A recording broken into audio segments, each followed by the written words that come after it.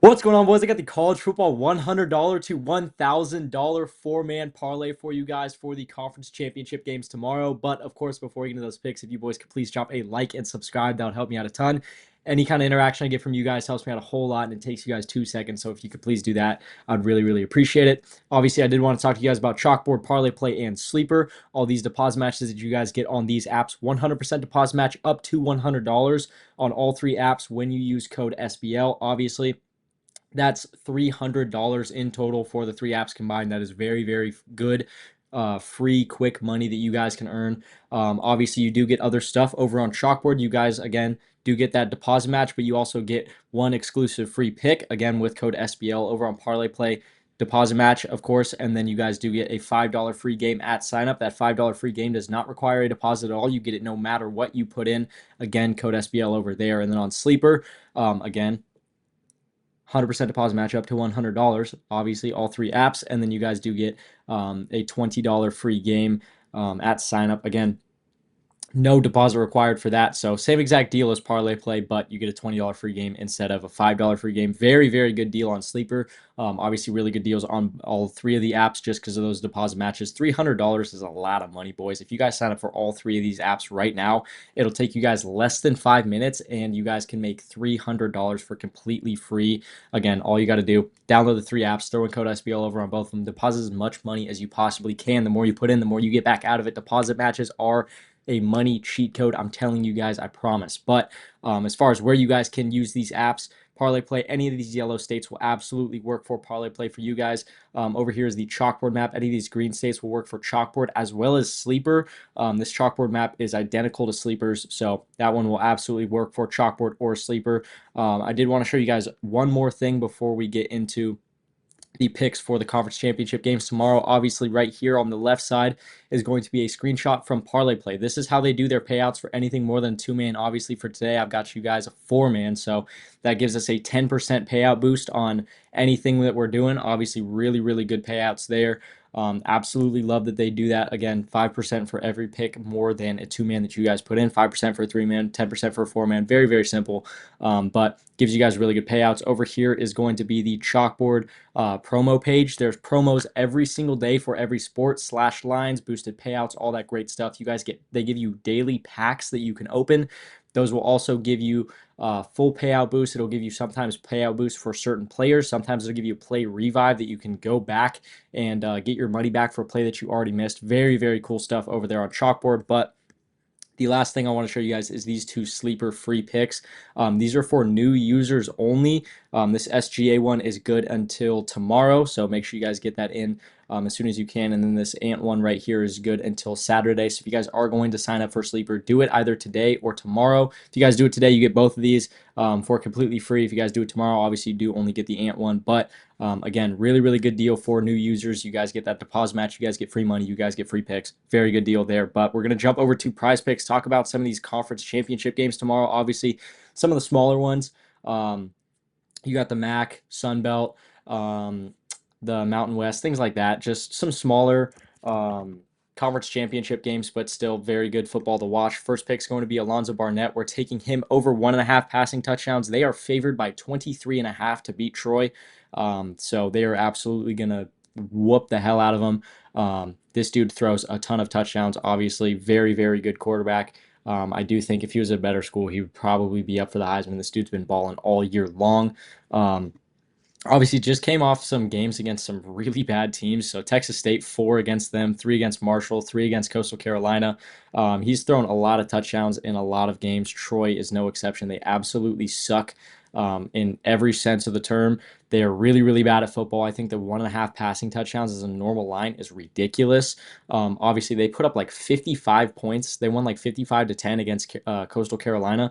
They had 2 rushing touchdowns that entire game, 1 defensive touchdown. The rest of them were passing touchdowns. It got so bad they put in their backup, and their backup threw a touchdown off of 1 pass attempt. So their passing game is really good. Troy's entire defense really sucks. So 1.5 passing touchdowns for Alonzo Barnett should be very, very easy, especially if they get that win, which obviously they definitely should. But if they do get that win and if Duke beats Virginia, that gives JMU a super good chance to get into the playoffs. So they're really going to want to lay the wood on Troy just to give themselves a much better chance at the playoffs. Our second pick is going to be Anthony Colandrea. We're taking him over 31.5 rushing yards. Last few games, not very good with rushing, but they already played Boise State earlier this season. You guys can go look at those stats if you want. But without sacks, this dude rushed for like 120 yards against Boise State. Boise State's rushing defense is not good at all. So honestly, the quarterback's rushing yards really like that. Running back's rushing yards really like that. But I'm sticking with the quarterback here. 120 yards, not counting sacks, is ridiculous. Even counting the sacks, he still had like 80 rushing yards. They have his line all the way down at 31.5. That's absolutely criminal. I don't know if they're just completely disregarding the stats earlier in the season, but 31.5 is just too damn low when he rushed for, again, 120, not counting sacks. Not really too sure why college counts sacks as negative rushing yards. I think that's stupid, but either way, you still had 80 yards, even if you do count that stupid ass rule. But that's going to move us into our third pick, which is going to be Dylan Riley. We're taking him over 79.5 rushing yards. Same kind of situation as Colandrea. They played earlier this season.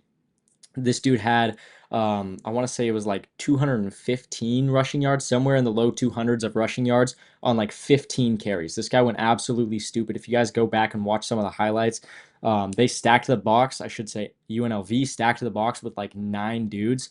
Dylan Riley still had like a 65-yard touchdown. UNLV's rushing defense is so damn bad. They literally have the second worst graded rushing defense in the entire nation. They are not good at football at all.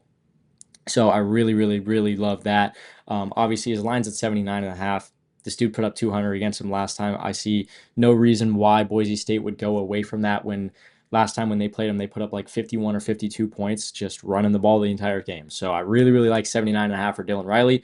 And then our last pick is going to be Wyatt Young. We're taking him over 104.5 receiving yards. That is a huge line. I do understand that, but stick with me here. I got a lot of stats to back this one up. If I were to ask you guys who the best receiver in college football is, as far as like grades go, Jeremiah Smith, Carnell Tate, Jordan Tyson, Mekhi Lemon, all those guys would come to mind. This dude is literally the highest graded receiver in all of college football right now. This guy is going absolutely stupid. He averages over 11 yards after reception per reception, which is absolutely insane. That means that if this guy catches 6 passes at the line of scrimmage, he's going to get 66 yards on average. That is a stupid stat right there. That's absolutely ridiculous. But obviously, this dude gets so many targets, so many looks every single game. Him and Mestamaker have a great connection. So I really like 104.5 receiving yards. And on top of that, this game, whoever wins this game is guaranteed a spot in the or in the playoffs. So they know that they need to win this game. Obviously, North Texas, their entire scheme is going around passing. They love to let Mestamaker just sling the rock around. Obviously, they do have a very, very good running back in Hawkins, but for the most part, passing is their strong point, so they love to pass a lot. Wyatt Young is obviously their guy. Again, highest ranked receiver in all of college football right now. That is ridiculous. Obviously, never expected to be some white dude from North Texas, but this guy's absolutely balling. Obviously, 295 against Rice. Jesus Christ, that is ridiculous. But obviously, I'm done glazing. 104.5 for Wyatt Young. Absolutely love that number.